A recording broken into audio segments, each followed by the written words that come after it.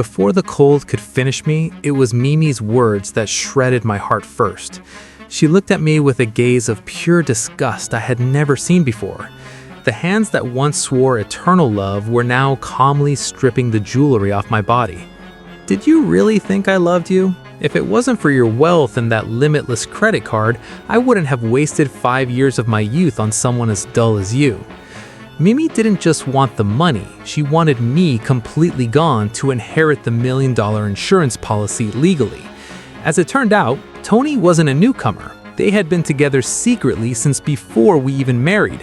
They used my money to enjoy luxury vacations while I slaved away building this bunker for us. And now, as the apocalypse arrives, they use my own fortress to lock me out. "Thanks for the bunker, Hugh. You can leave now. Tony and I will put your wealth to very good use."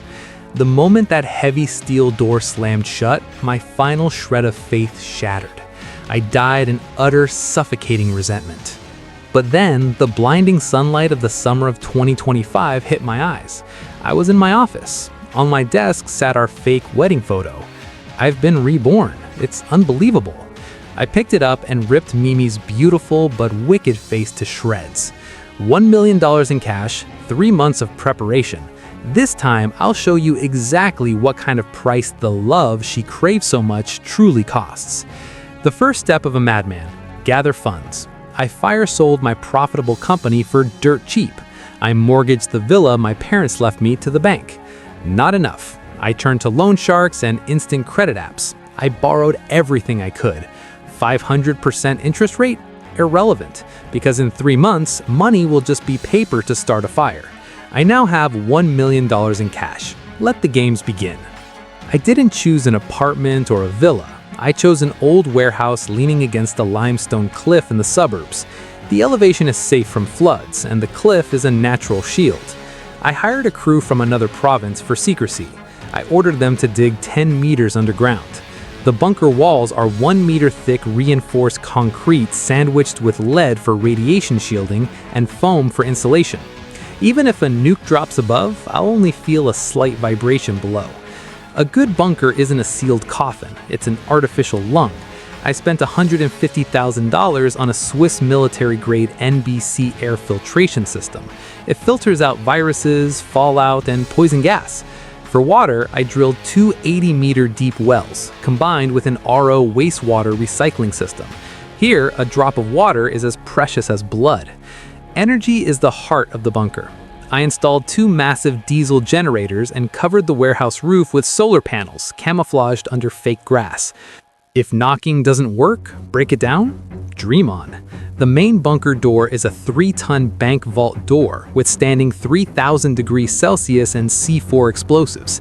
Outside, I erected a 4-meter-high steel fence integrated with 10,000 V high voltage. Anyone or anything touching it turns to charcoal. A 360-degree thermal camera system lets me spot enemies even in the pitch-black blizzard. The most satisfying phase of money burning: shopping.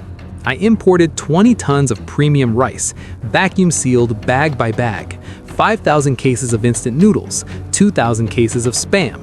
The minus 30-degree freezer is packed with 5 tons of Australian beef, pork, chicken, and salmon. I calculated rations for 1 person for 50 years. Even my grandchildren wouldn't finish this stash. Survival isn't just breathing, it's enjoying life.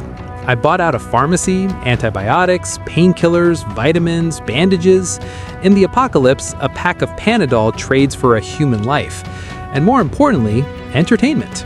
I bought 500 bottles of red wine, whiskey, and Cuban cigars, a monster PC loaded with 1,000 offline games, and 10 hard drives containing every movie on Netflix. Outside is hell, inside is paradise. The law bans guns, but it doesn't ban creativity. I prepared 5 compound hunting crossbows with a kill range of 100 meters, 2,000 steel bolts, machetes, fire axes, spiked baseball bats. Especially, I custom-ordered a Kevlar riot suit, lightweight but stab-proof. I don't intend to start a war, but if war comes to my door, I will be the Reaper.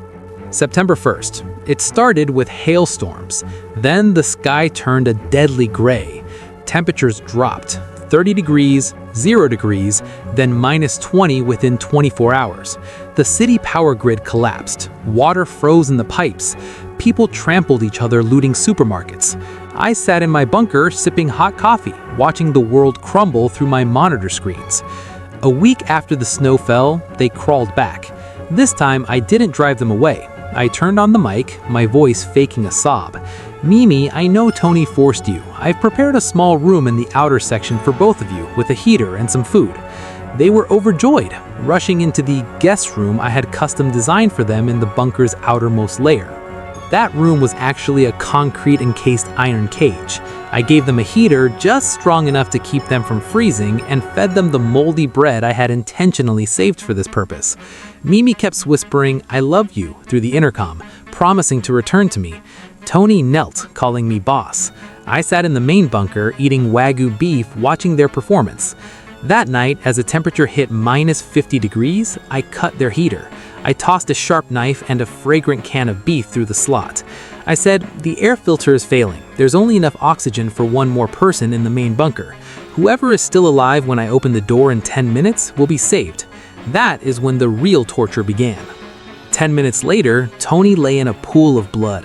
Mimi held the knife, trembling, looking at the door with final hope. I opened the steel door, but behind it stood a 20-centimeter thick bulletproof glass partition. I looked at her, smiled, and poured a bucket of water into the room. In the sub-zero cold, the water turned to ice instantly, freezing her feet to the floor. "You lied to me," she screamed. I simply replied, "This is for what you did to me." I turned away, switching off the audio so I didn't have to hear her screams anymore. It would take a few hours for the cold to finish her. Revenge didn't make me happier, but it made me feel at peace. The apocalypse is long, and I am ready.